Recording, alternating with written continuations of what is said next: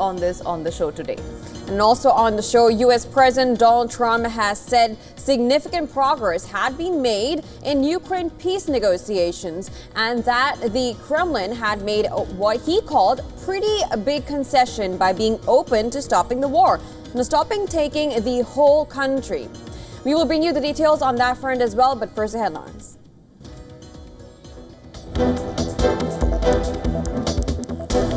At an all-party meet in New Delhi, India's opposition says it will fully back any action taken by the government against the perpetrators of the Pahalgam terrorist attack.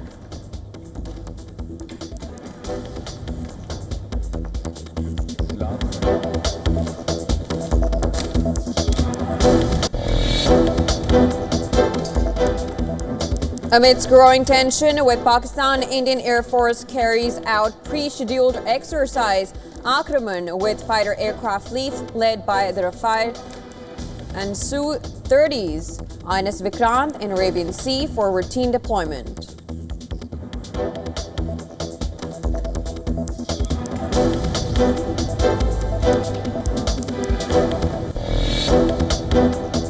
I didn't like last night. I wasn't happy with it. And we're in the midst of talking peace and missiles were fired. And I was not happy with it. Donald Trump issues a rare rebuke to Russia after an air attack that killed 12 people in Kyiv, telling the Russian president in a social media post to stop.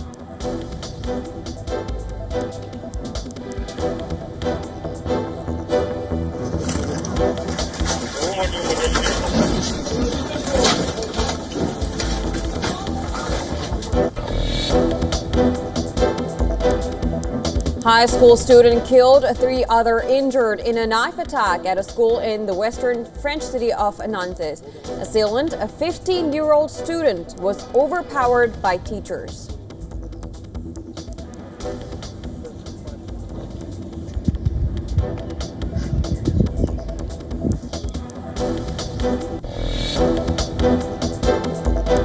Thousands of people queued for hours to catch a glimpse of Pope Francis's body on the second day of public tributes after St. Peter's Basilica stayed open all night to accommodate the crowd.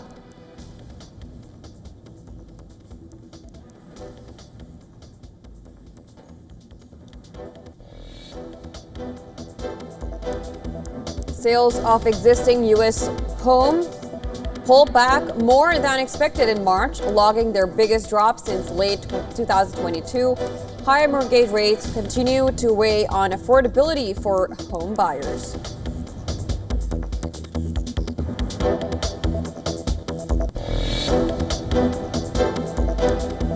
NBA Hall of Famer and Dallas Mavericks head coach Jason Kidd becomes the latest addition to EPL side Everton's ownership group. The 20-time NBA All-Star joins Rounders Capital Holding, which is part of the Fredkin Group.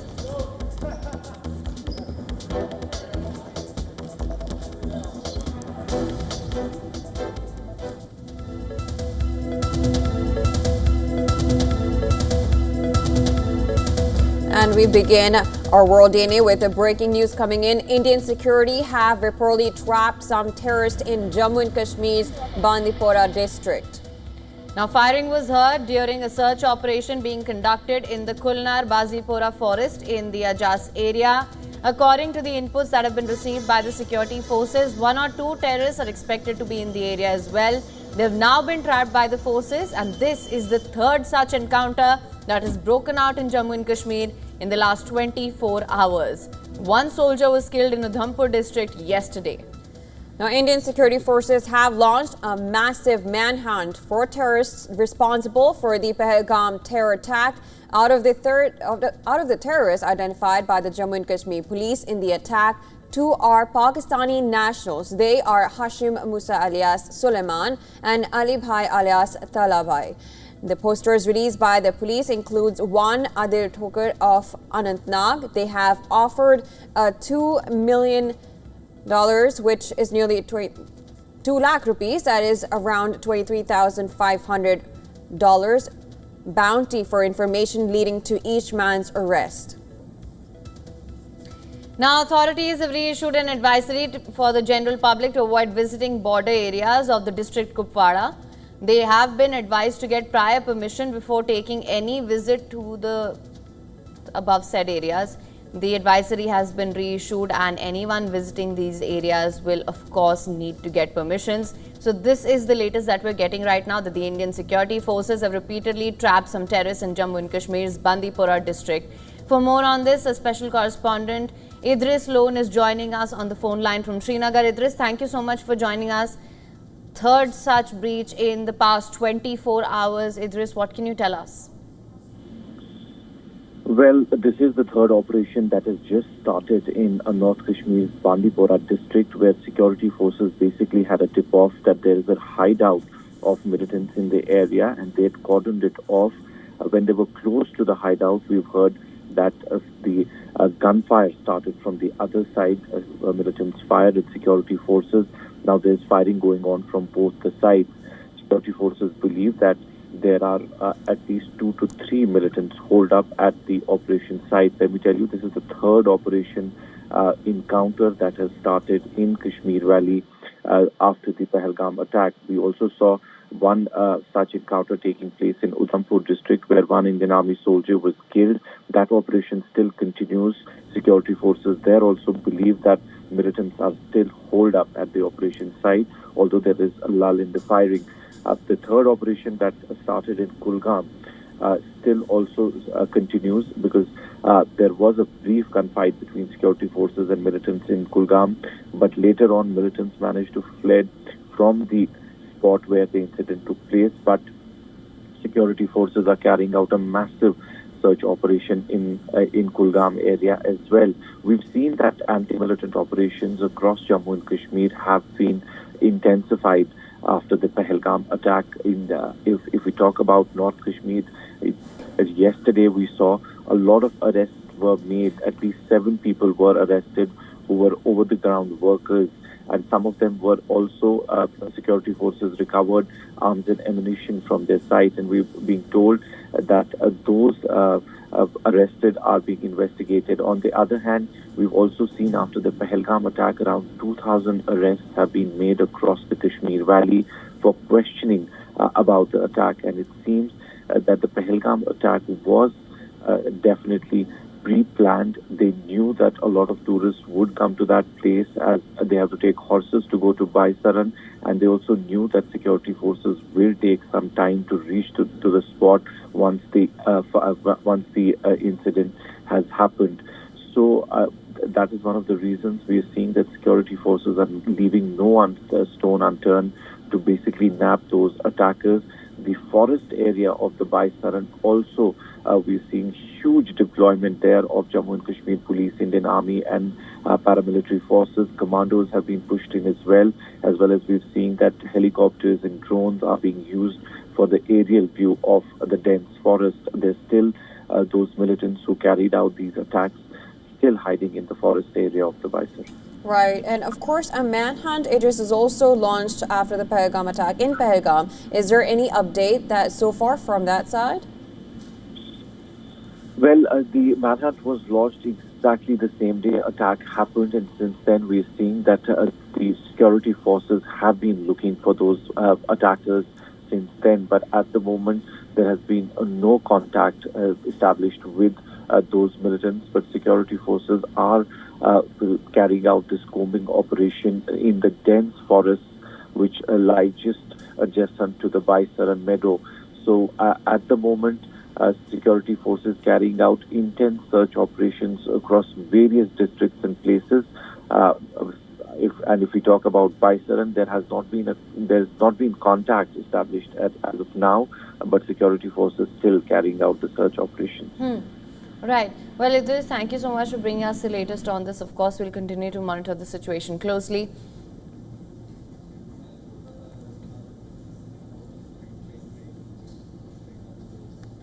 And Pakistan has closed its airspace with India after India hit it with a slew of diplomatic measures.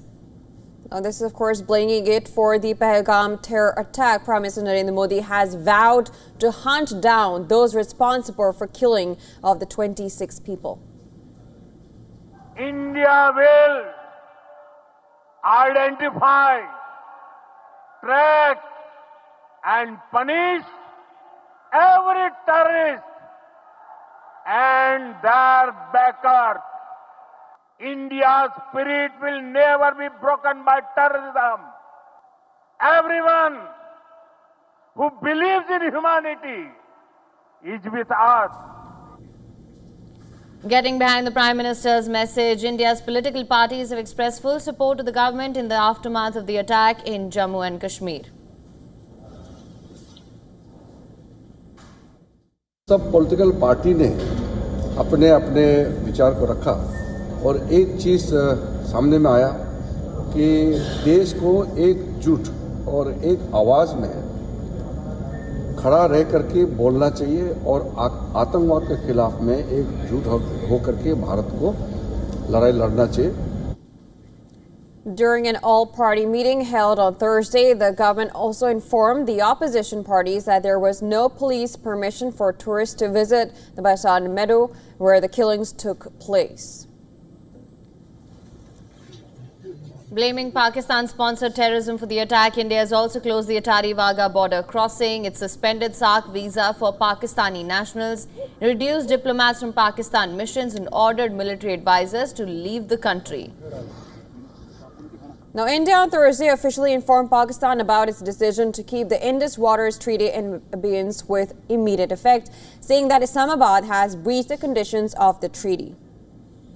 According to sources, following India's communication on Indus Water Treaty, Pakistan is now considering to go in abeyance on the Shimla Agreement and Tashkent Declaration with India.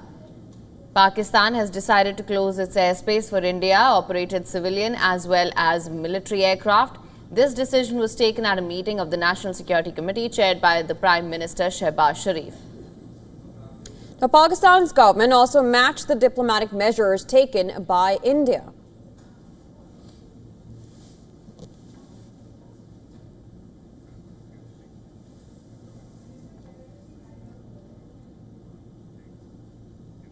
And the Indian Air Force conducted massive war drill exercise Akraman in the central sector. The large-scale war exercise is intended to boost offensive capabilities in mountainous and ground terrain. These drills come at a time of escalating tensions with Pakistan. As you know, Rafale-led fighter jets spearheaded strike missions and stimulated attacks on enemy targets. Key assets were redeployed from the eastern sector to support the drill that aims to train pilots in combat realistic high-intensity scenarios. Earlier, Indian Navy's flagship aircraft carrier INS Vikrant has been deployed in the Arabian Sea, which was a pre-scheduled move. INS Surat, India's latest guided missile destroyer, successfully carried out a precision cooperative engagement against a sea-skimming target, showcasing India's evolving naval firepower.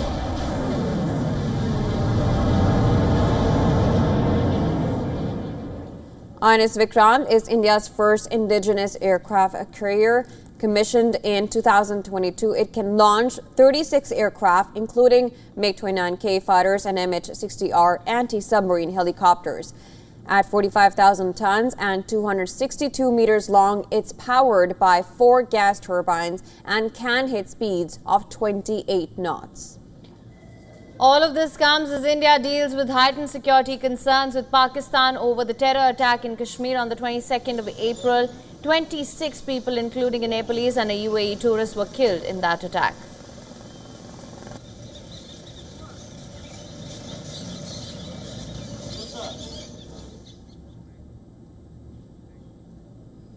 Well, in other global news, Russia pounded Kiev with missiles and drones overnight, killing at least 12 people in the biggest attack on the Ukrainian capital this year.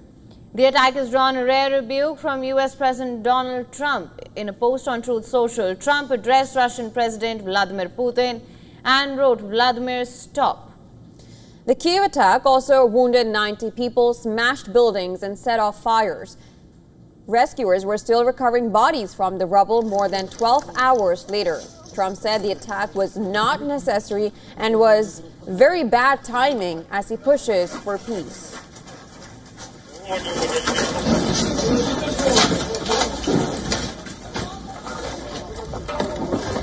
I didn't like last night. I wasn't happy with it. And we're in the midst of talking peace, and missiles were fired. And I was not happy with it. That's what I meant, and that's, what it said.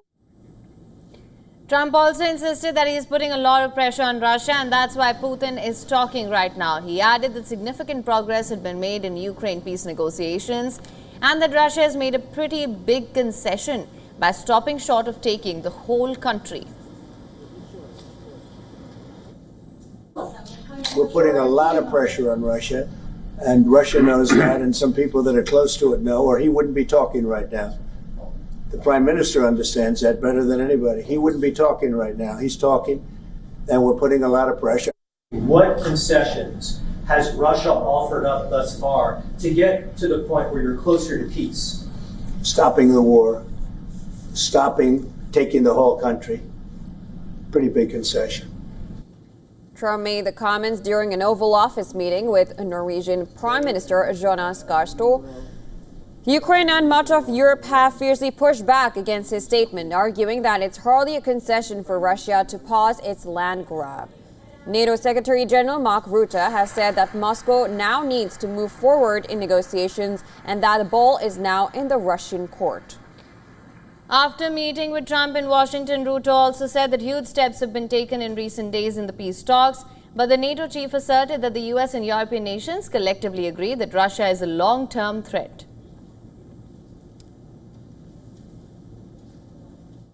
We all agree in NATO that Russia is the long-term threat to NATO territory, to the whole of the Euro-Atlantic territory.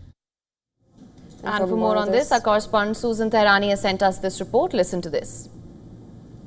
U.S. President Donald Trump on Thursday met with the Norwegian Prime Minister at the White House along with the former NATO chief Jens Stoltenberg. They discussed Ukraine, NATO, and of course trade. President Trump reiterated a call for a swift peace deal in Ukraine, reiterating the goal of ending the war within months after being reelected. Asked about placing sanctions against Russia, President Trump said he would rather, quote, answer that question in a week or so, but that things will happen if a deal isn't reached regarding the war in Ukraine. He criticized Ukraine's President Zelensky for being unwilling to compromise on Crimea while calling on Russia to stop its strikes against Kyiv. The Norwegian Prime Minister reaffirmed Norway's support for Ukraine and urged U.S. leadership in peace efforts. Stoltenberg, for his part, emphasized NATO's unity, but Trump questioned the alliance's value to the United States. The meeting also touched on recent tariffs on Norwegian goods, which have been temporarily reduced. Both sides signal interest in deeper economic ties. Susan Tehrani reporting from New York for WION World is One. Now, Gaza rescue teams and medics say Israeli airstrikes killed at least 55 people in the Palestinian territory. And this as the military threatened an even larger offensive if hostages were not freed soon. The Civil Defense Agency said 6 members of one family, including 4 children, were killed when an airstrike leveled their home in northern Gaza City. 9 people were killed and several wounded in another strike on a former police station in the Jabalia area of northern Gaza. In another deadly attack, the bodies of 12 people were recovered after the Hajj Ali family home in Jabalia was struck. According to the Gaza medics, another 28 people were killed in the strikes across the territory.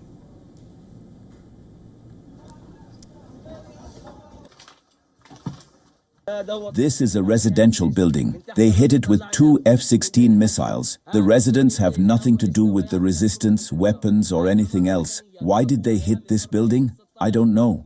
We are a poor people. We just want to eat, work, and sleep. And we say God protect us. We are tired. Netanyahu's government, Hamas government, we are tired. For God's sake, end this war.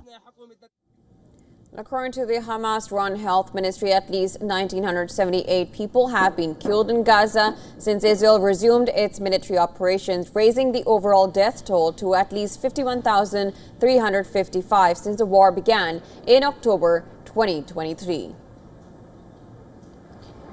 On Thursday, Israel's army chief Eyal Zamir, visiting troops in Gaza, threatened to expand the offensive in the region if hostages seized during Hamas's October 7, 2023 attack on Israel were not released. The Israeli military announced that a soldier had been killed on Saturday in the fighting in Gaza. The military said 35-year-old Sergeant Major Caleb Sleiman al-Nasasra fell during combat in northern Gaza, while 3 others were also wounded. Furthermore, Israeli hostage Omri Miran's wife made a heartfelt plea for his release after receiving a new sign of life in a video released by the Palestinian militant group Hamas. The video was the second time Miran, who was taken hostage from Kibbutz Nahal Oz on the 7th of October 2023, has been seen since his abduction. Miran's wife urged world leaders to help get a deal and bring hostages back home.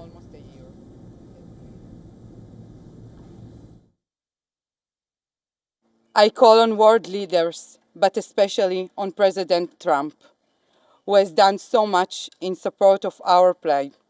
Please do whatever you can to advance a deal. You have already achieved what once seemed impossible. You brought 38 hostages home from Hamas captivity. Some returned to their family alive, others came home in silence to be buried with decency. Now I ask you, complete the mission. Bring all of them back. In Israel's Tel Aviv, over 1,000 demonstrators rallied at Habima Square against the ongoing war in Gaza. The protesters, displaying pictures of Hamas-held hostages and Gazan children killed in Israeli bombings, call for an end to the war in Gaza Strip.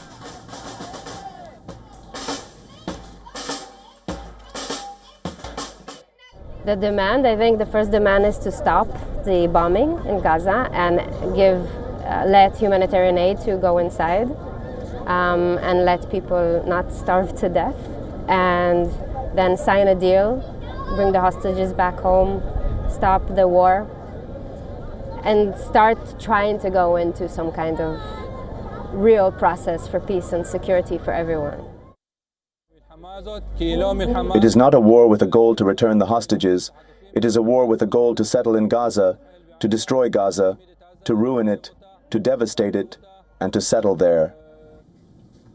Meanwhile, according to reports, Mossad chief David Barnea has taken off for Qatar. He will meet Qatari Prime Minister Mohammed bin Abdul Rahman Al Thani to discuss the ongoing efforts to reach a hostage deal in Gaza.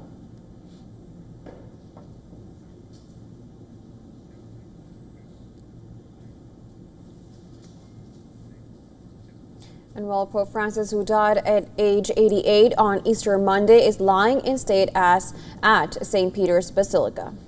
Ahead of the funeral on Saturday in front of St. Peter's Square, thousands gathered for a glimpse of the Pope's mortal remains on the second day of public tributes. Lined in red silk, the Pope's wooden coffin has been set before St. Peter's altar. Among the thousands of mourners lined up to see Pope Francis lying in state also included pontiffs' relatives. After originally planning to close visits at midnight on Wednesday, the Vatican extended the visits till early Thursday morning. The Vatican said over 50,000 people paid their respects during the first 12 hours of the public viewing. I have come to greet Pope Francis because he is the Pope. He is our Pope, the Father of the whole Church, and also the Father of all humanity, because he has made so many signs of closeness to people, to the last ones, to those who need everything. I think accompanying him in this moment is also a way of thanking Pope Francis, even though he is surely in heaven. I also pray for the future Pope. Italian Prime Minister Giorgia Meloni paid her respects on Wednesday. Scores of world leaders and dignitaries plan to attend the funeral on Saturday. This includes U.S. President Donald Trump and Ukraine's Vladimir Zelensky. Russia, which has for centuries had strained ties with the Vatican, will send its culture minister to the Vatican. The Pope's funeral will take place at 10 a.m. on Saturday at local time at St. Peter's Square. His coffin will then be transferred to the Santa Maria Maggiore Basilica later in the day.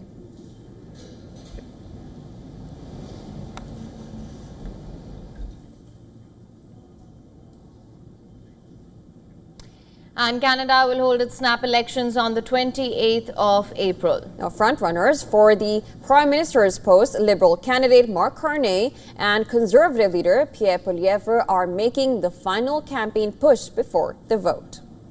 Now, as we move closer to this election day, let's take a look at the issues that Canadians say they will consider before voting. In a recent poll which was conducted by a Canada-based research organization, the cost of living features as the top issue, one of the top three, in fact, for 72% of the respondents. Both the candidates are also focusing on Canada's response to the US president's tariff onslaught, and this is resonated by the people as well, with 49% people listing it as one of their top three issues again. Healthcare economy and housing affordability features are key issues for 39%, 32% and 30% respondents respectively. Now let's take a look at how candidates are faring against each other. Polls show Carney leading Liberal Party to a fourth consecutive election victory. Carney has 42.7% support, while Conservative candidate Pierre Poilievre is closing in with 38.3% support. The Jagmeet Singh-led NDP has a backing of 8.3%. Over 7 million Canadian voters have already cast their ballots in early voting. The 4-day window for the early polling has closed, and the rest of the voters will now cast their mandate on the 28th.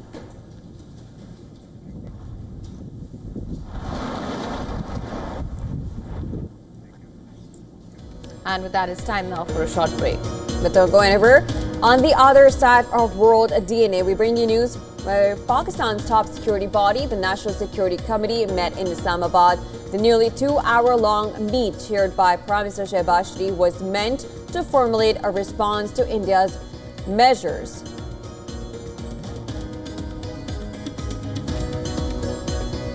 A high-stakes alert has been issued by the Ministry of Home Affairs after high-quality counterfeit 500 rupee notes were found in circulation.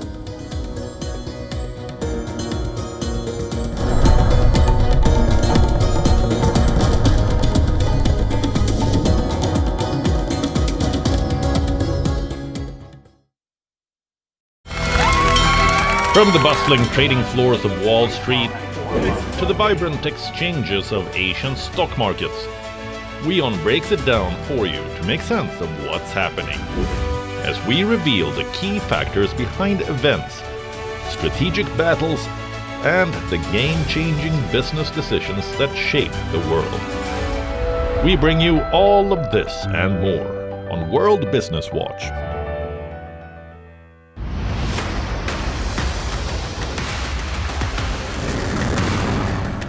This week on the West Asia Post, Iran sets a red line on the nuclear deal, unwilling to compromise its military arm. In the background, Tehran is fortifying its underground nuclear facilities. Also on the show, we talk about the friction between Lebanon's government and the Hezbollah group. We ask why Israel is still continuing its strikes in Gaza.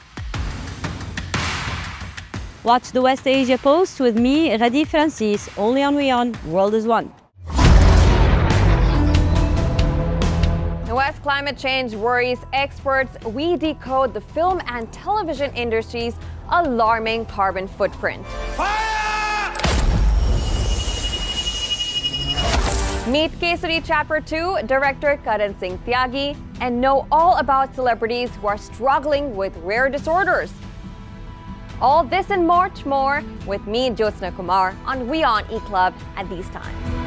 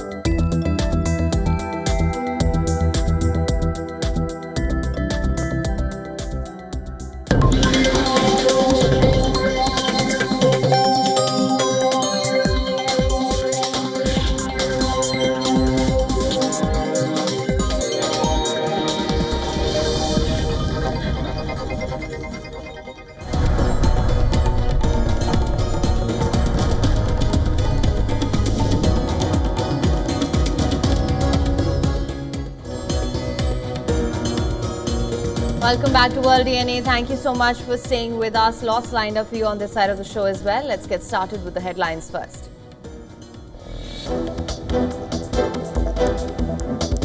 Amidst growing tension with Pakistan, Indian Air Force carries out pre-scheduled exercise Akraman with fighter aircraft fleets led by Rafale Su-30's INS Vikrant in Arabian Sea for routine deployment.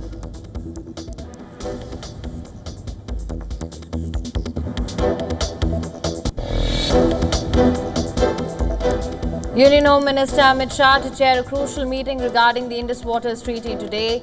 India has officially informed Pakistan of suspending the treaty in the aftermath of the Pahalgam terror attack.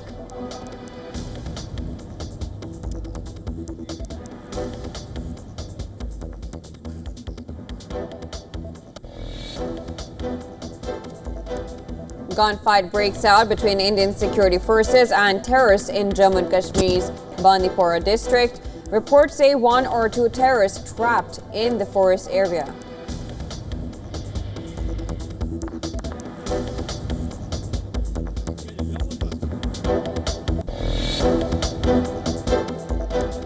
I didn't like last night. I wasn't happy with it. And we're in the midst of talking peace and missiles were fired. And I was not happy with it. Donald Trump issues a rare rebuke to Russia after an air attack that killed 12 people in Kyiv, telling the Russian president in a social media post to stop.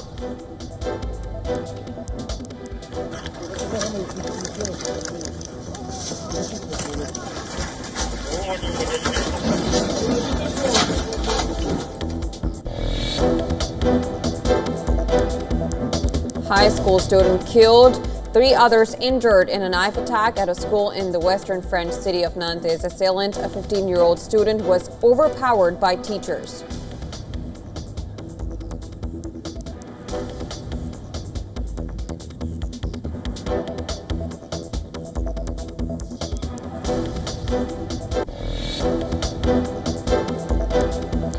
Thousands of people queued for hours to catch a glimpse of Pope Francis' body on the second day of public tributes after the St. Peter's Basilica stayed open all night to accommodate the crowd.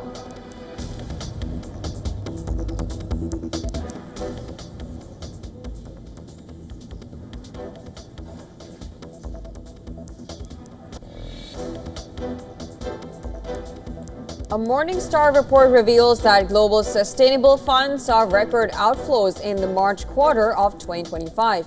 The report blames U.S. policy under President Trump and mounting concerns over fund performance.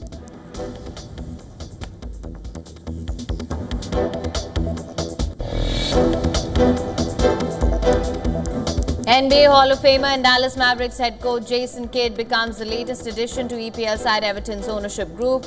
The 20-time NBA All-Star joins Roundhouse Capital Holding, which is part of the Fredkin Group.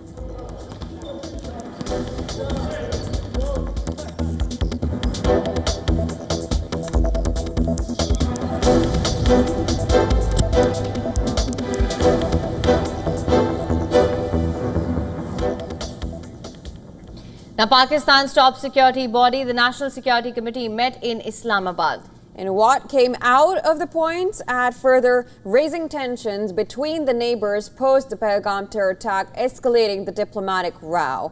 The nearly 2-hour-long meet chaired by Prime Minister Shehbaz Sharif and attended by the top civil and military leadership looked to assess and formulate a response to India's aggressive measures in the wake of the Pahalgam terror attack. And what it put out was a tit-for-tat response to India's moves. Pakistan raised strong objections to India's decision to put the Indus Waters Treaty on hold. Pakistan warned that this will amount to denying the rights of lower riparian state and will be considered an act of war. It added that in response, it will be putting all bilateral agreements with India in abeyance. Further, it announced that the Wagah border post will be shut with immediate effect. Visas under the SAARC visa exemption scheme issued to Indian nationals stand cancelled. Indian nationals currently in Pakistan have been told to leave the country within 48 hours. Indian defense, naval and air advisors in Islamabad are to be considered persona non grata and are directed to leave Pakistan by the end of the month. And as well as the strength of Indian High Commission in Islamabad will be reduced to 30 diplomats and staff members.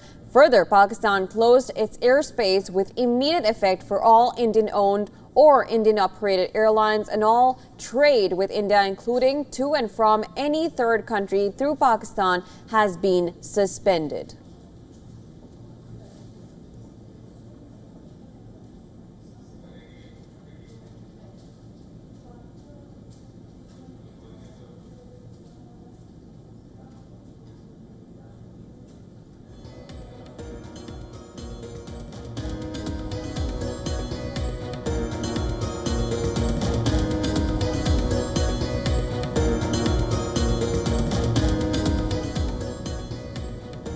Liberals and Labour are the main contenders to form the government in Australia. The battle is on between incumbent Prime Minister Anthony Albanese and Liberal coalition candidate Peter Dutton. Let's take a brief look at the political careers of both the frontrunners.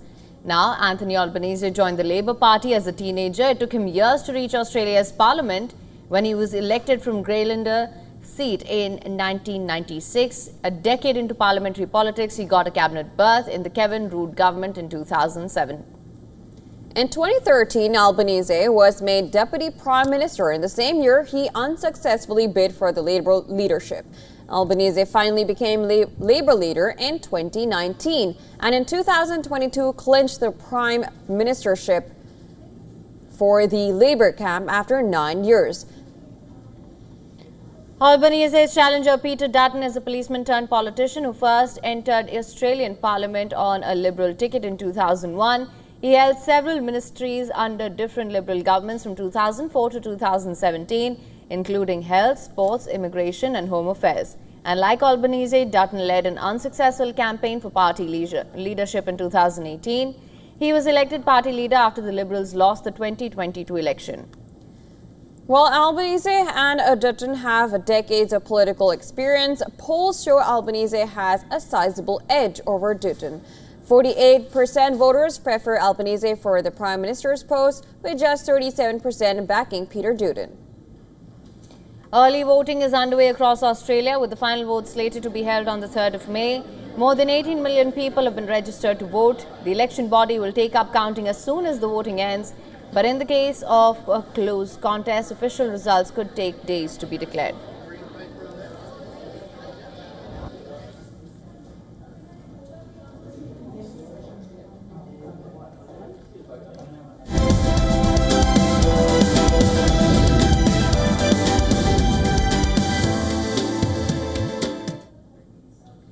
Now, there's growing confusion regarding trade negotiations between the United States and China. U.S. President Donald Trump reaffirmed his claim that trade talks with China are active. China, can you clarify with whom the U.S. is speaking with China? They're saying it's fake news that trade talks are happening. Well, they had a meeting this morning, so I can't tell you. It doesn't matter who they is. We may reveal it later, but they had meetings this morning, and we've been meeting with China. And so I think you have, Jeff, as usual, I think you have your reporting wrong. Now, China, however, denies any trade talks with the U.S. A spokesperson from China's Ministry of Commerce stated there were no ongoing negotiations. And they also described the idea as groundless, likening it to trying to catch the wind. These are all fake news. As far as I know, China and the United States have not held consultations or negotiations on the tariff issue, let alone reached an agreement. This tariff war was initiated by the United States, and China's attitude is consistent and clear. If you want to fight, we will fight to the end. If you want to talk, the door is open. Dialogue and negotiation must be equal, respectful, and mutually beneficial. China has made it clear that negotiations can only resume if all U.S. tariffs are fully lifted. The Ministry of Commerce accused the United States of initiating unilateral actions and called on Washington to heed the international community's call for fair dialogue. Despite the growing tensions, President Trump struck a softer tone, saying he would be very nice to Chinese President Xi Jinping and expressed hope for future cooperation. Meanwhile, the IMF's managing director, Kristalina Georgieva, urged China to implement key structural reforms to achieve higher and more sustainable growth. Georgieva also warned that global policy buffers are depleted following multiple economic shocks. Without decisive action, countries may struggle to withstand further instability, adding to the growing risk of a global slowdown.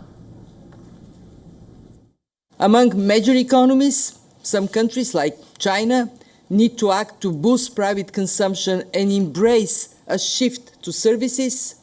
Others, like the United States, need to reduce fiscal deficits. And in Europe, it is time to complete the single market, banking union, capital market union, removing internal barriers to intra-EU trade. All right, now a high-stakes alert has been issued by the Ministry of Home Affairs after high-quality counterfeit 500 rupee notes were found in circulation. The fake notes are so close to genuine ones that only a minor typo in Reserve Bank of India could offer a clue in this. Our next report details how this typo could be the difference between legitimate and fraudulent currency and what this means for your wallet. India's currency notes face a security risk, more specifically for 500 rupee denominated notes. A security alert from the Ministry of Home Affairs has sent shockwaves across financial institutions. Based on intelligence inputs, the MHA has identified a fresh batch of high-quality counterfeit 500 rupees, notes that have entered the Indian market. Intelligence reports flag near-perfect fakes, with one critical flaw. The word reserve is misspelled as reserve on the note. The alert, marked high importance, has been sent to bodies like the DRI, CBI, NIA and SEBI. Agencies say detecting these notes is extremely tough as they look and feel almost genuine. A sample image has been shared for identification, and the public has been urged to report any suspicious cash immediately. Officials admit the actual volume of fake notes is likely much higher than what's been reported. In Parliament, the government said laws like the Unlawful Activities Prevention Act and bodies like FICN Coordination Group and the Terror Funding and Fake Currency Cell are in place to combat currency fraud. But the sophistication of this fake batch has renewed calls for vigilance and public awareness. Business Bureau, WION, World is One.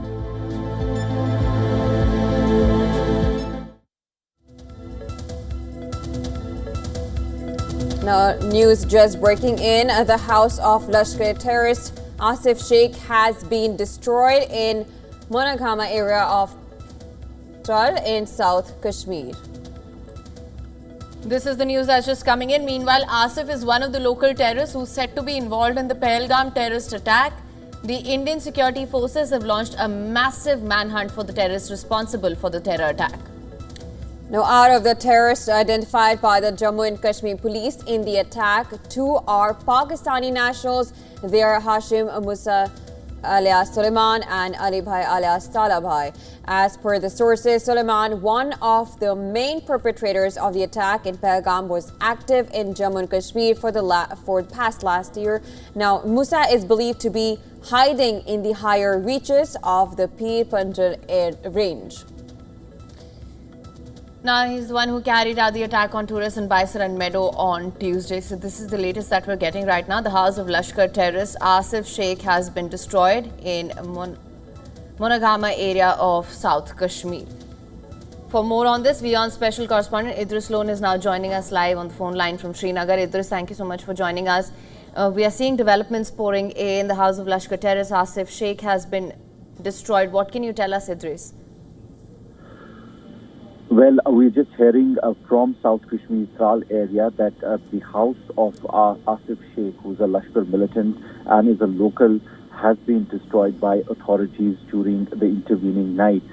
Security forces had also released some of the sketches and photos of those militants who were involved in the Pahalgam attack, and Asif is said to be one of them, and that seems to be one of the reasons that his house has been destroyed by the authorities. We've seen in the last 3 days, security forces have intensified operations all across Jammu and Kashmir. There are 3 operations that are going on at the moment. There's an encounter that has started just a while ago in North Kashmir's Bandipora district, where security forces had a tip-off that there are 2 to 3 militants hiding at the hideout, after which they'd gone there. There was a coordinated search operation, and during that search operation, militants fired on security forces, resulting in a gun battle. The firing is still on, and security forces trying their best to basically neutralize the militants who are holed up at the operation site. On the other hand, we've also seen in North Kashmir's Bandipora only, security forces yesterday arrested around 7 over-the-ground workers. 2 of them were arrested along with arms and ammunition at one of the checkposts that was put up by Indian Army and Jammu and Kashmir Police. There are 2 more operations that are going on. One in South Kashmir's Pahalgam district, where again security forces had a tip-off about the presence of militants. There was a brief gunfight as well, but after that there has been lull in firing, and security forces still carrying out a massive search operation. The third operation in Udhampur district, where Indian Army also lost a soldier in the initial gunfight with the militants. Security forces have been carrying out a massive search operation there as well. So overall, we've seen that security forces intensifying operations across every district of Jammu and Kashmir. Meanwhile, we've also heard from Indian Army that small arms firing has been noticed at the line of control. It was initiated by the Pakistani Army, but was effectively responded by the Indian Army. There were no casualties though, but Indian Army has said that there was ceasefire violations from the Pakistani side, and it was retaliated. So overall, the situation is extremely tense. If we talk about the whole of Jammu and Kashmir, there is a lot of movement on the line of control as well. So we'll actually have to wait and watch what exactly it transpires into. Right, Idris. Of course, now minute by minute, there are developments coming in. The latest house of Lashkar terrorist Asif Sheikh has been destroyed. Idris, thank you so much for bringing us the latest. Of course, we will come back to you as and when we see more developments pouring in.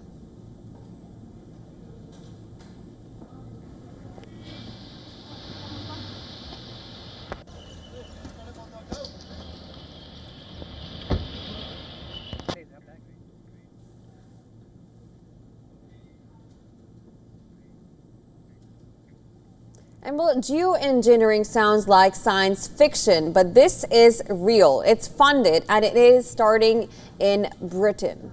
In an age of climate panic and extreme weather, the UK is preparing to tinker with the most powerful force in our solar system, the sun itself.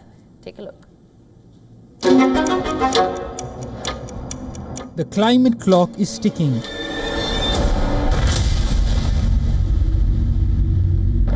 Wildfires rage.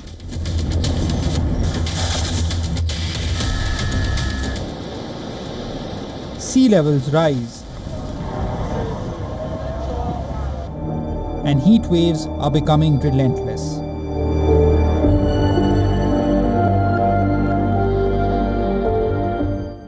As the carbon emissions keep climbing, treaties are stalling, while fossil fuel interests remain stubbornly entrenched.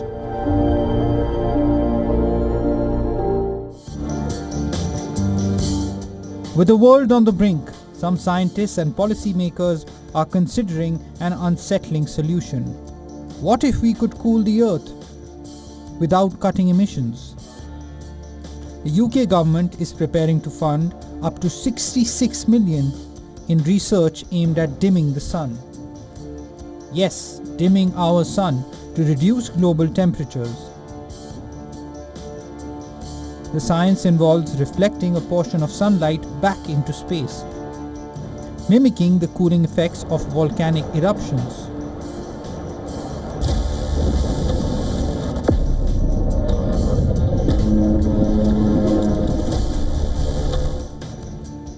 The approach, known as solar radiation management, could offer a temporary climate reprieve, but it also opens the door to immense uncertainty.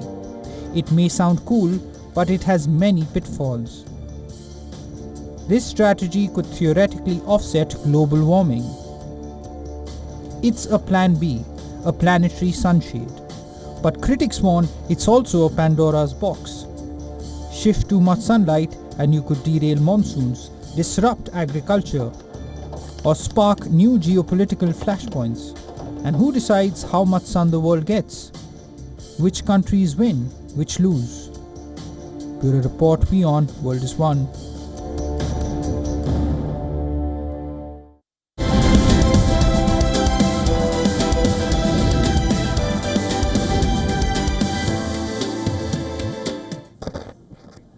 And world number 2, Iga Swiatek has avoided another shock defeat to Filipina teenager Alexandra Ayala.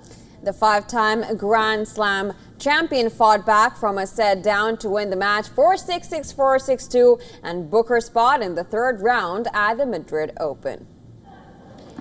The 19-year-old Filipina had stunned Swiatek in the semi-finals of the Miami Open last month. Early on in the match, it looked like Ayala might double her head-to-head tally against the former world number 1 as she took the opener. But the defending champion fought back in the second set. Swiatek was made to toil, but the Pole eventually won the set to force a decider.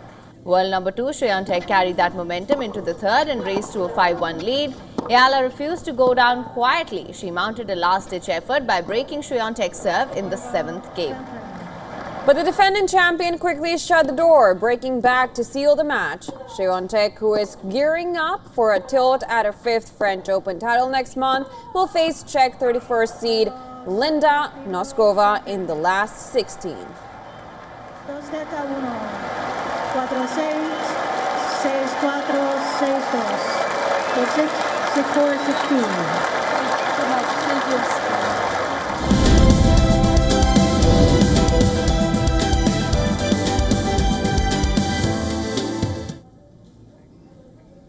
And one of Hollywood's most celebrated stars, Al Pacino, turns 85 today.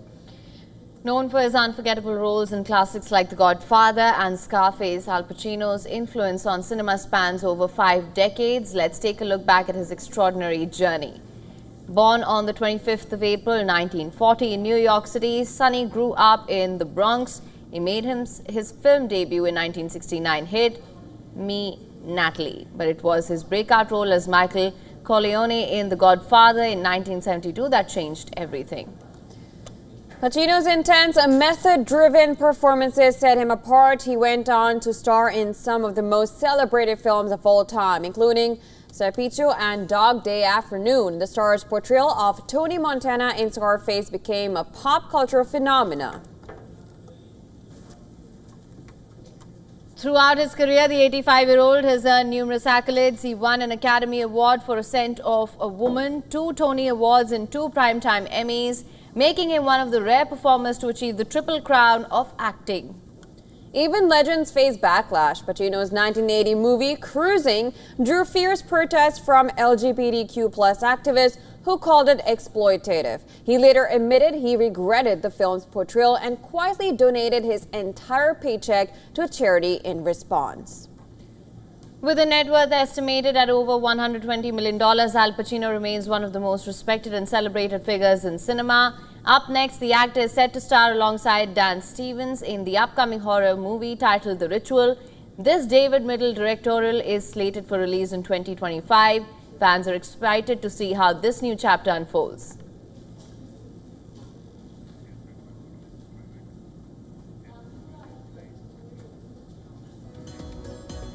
And with that, we call it a wrap on this edition of World DNA. So before we wrap up this bulletin, take a look at all the climate stories making headlines across the world.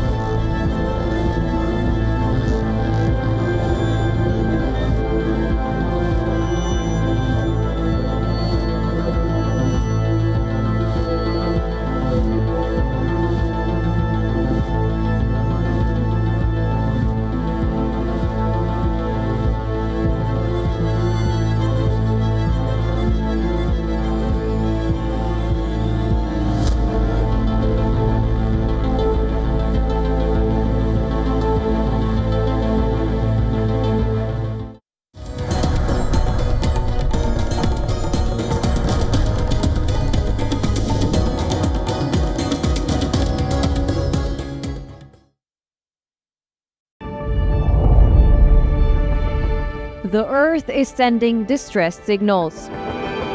Wildfires, droughts, and melting glaciers. Can we reverse the damage? Explore the harrowing effects of climate change. It's a wake-up call. Global emergency.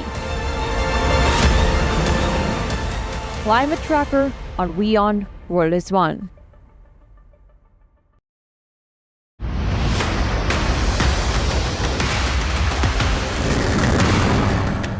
This week on the West Asia Post, Iran sets a red line on the nuclear deal, unwilling to compromise its military arm. In the background, Tehran is fortifying its underground nuclear facilities. Also on the show, we talk about the friction between Lebanon's government and the Hezbollah group. We ask why Israel is still continuing its strikes in Gaza. Watch the West Asia Post with me, Radi Francis, only on WION World is One. In a move to slash federal funding, the Trump administration plans to shut embassies in 8 African countries, including the Central African Republic, Congo, Eritrea, Gambia, Lesotho, and South Sudan. Somalia launches voter registration in the capital Mogadishu for the first time in over 50 years, a step towards universal suffrage ahead of presidential elections scheduled for 2026 in the volatile nation. And an autistic Nigerian teen artist wins the Guinness World Records for the largest artwork on canvas by an individual. Watch World of Africa at these times on WION World is One.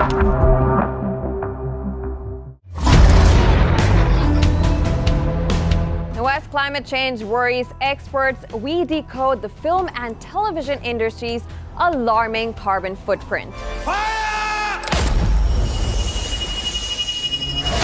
Meet Kesari Chapter 2 director Karan Singh Tyagi and know all about celebrities who are struggling with rare disorders.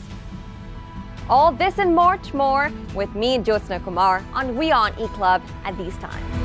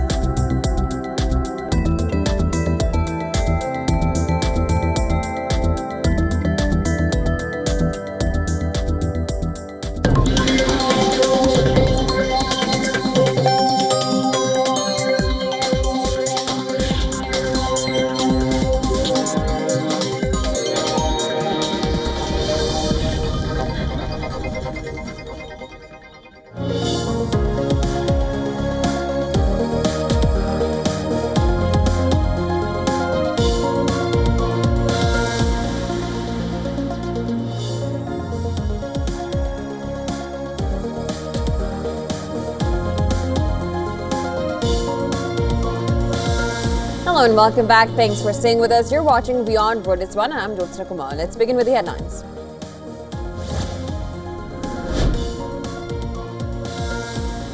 House of a terrorist suspected to be involved